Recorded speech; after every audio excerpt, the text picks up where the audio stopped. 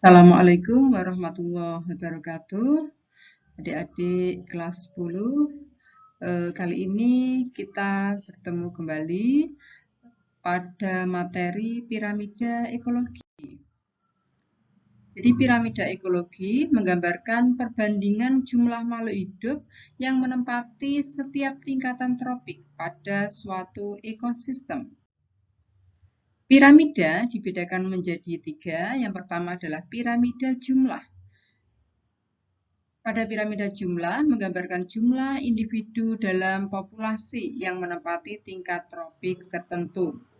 Jumlah organisme pada tropik 1 lebih besar daripada tropik kedua, dan tingkat tropik kedua itu lebih besar daripada tropik ketiga, dan seterusnya. Jadi dalam ekosistem normal, jumlah produsen itu lebih banyak daripada konsumen 1 atau herbivore, dan konsumen 1 lebih banyak daripada konsumen 2. Jadi pada piramida jumlah ini kita melihat pada gambar di bawah, jadi produsennya yang diharapkan di sini harus lebih banyak daripada konsumen 1, dan konsumen 1 lebih banyak daripada konsumen ketiga. Nah, namun bisa juga terjadi pada piramida jumlah ini kita bisa mendapatkan piramida dalam keadaan terbalik, ya.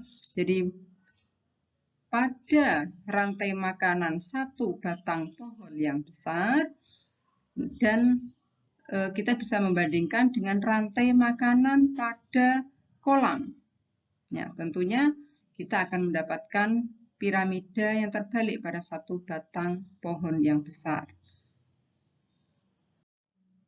Nah, penggunaan piramida jumlah untuk menggambarkan hubungan ekologi secara kuantitatif kurang tepat, ya. Jadi pada dua ekosistem yang berbeda akan diperoleh gambaran yang tidak menunjukkan hubungan sama sekali. Dan yang kedua, tidak proporsional, menyamakan rantai makanan pada satu batang pohon besar dengan rantai makanan di kolam. Ya, bisa difahami. Jadi rantai makanan pada satu batang pohon besar, misalnya jumlahnya berarti satu batang pohon, yaitu produsen, konsumen 1, misalnya ulat. Nah, ulat dimakan burung. Nah, gitu. Kemudian rantai makanan di kolam, kita bisa melihat produsennya adalah fitoplankton. Jumlahnya berarti banyak, ya. Kemudian dimakan oleh ikan herbivore dimakan oleh ikan karnivore. Nah, itu contohnya.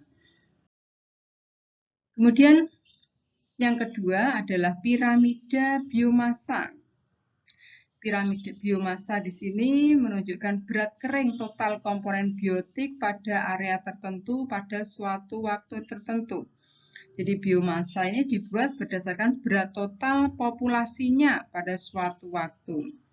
Mengukur biomasa dilakukan dengan teknik sampling. Jadi kelemahannya ini hanya menggambarkan keadaan ekosistem dalam waktu tertentu. Nah, tentunya berbeda. Jadi rantai makanan pada suatu lapangan antara musim kemarau dengan musim penghujan. Tentunya jumlahnya pada produsen lebih banyak pada musim penghujan. Namun apa yang terjadi pada rantai makanan satu batang pohon besar dengan rantai makanan di kolam? Oke. Kemudian yang ketiga adalah piramida energi. Di sini menggambarkan keadaan ekosistem dalam jangka waktu yang lebih lama dan gambarannya lebih akurat tentang aliran energi pada suatu ekosistem. Nah, di sini menggambarkan banyaknya energi yang tersimpan dalam bentuk senyawa organik yang digunakan sebagai bahan makanan. Nah, di sini kita bisa mengingat kembali kemarin waktu saya terangkan mengenai produktivitas primer kotor, produktivitas primer bersih. Paling ideal, nah ini merupakan paling ideal dan mendasar untuk menunjukkan hubungan organisme pada setiap taraf tropi. Nah, pada piramida energi, di sini kita mesti akan mendapatkan piramida dalam keadaan tegak, ya. Namun ada kelemahan, jadi untuk mendapatkan datanya ini paling rumit karena dilakukan pengukuran luas, waktu, dan energi suatu organisme. Nah, sekian materi kali ini. Terima kasih. Wassalamualaikum warahmatullahi wabarakatuh.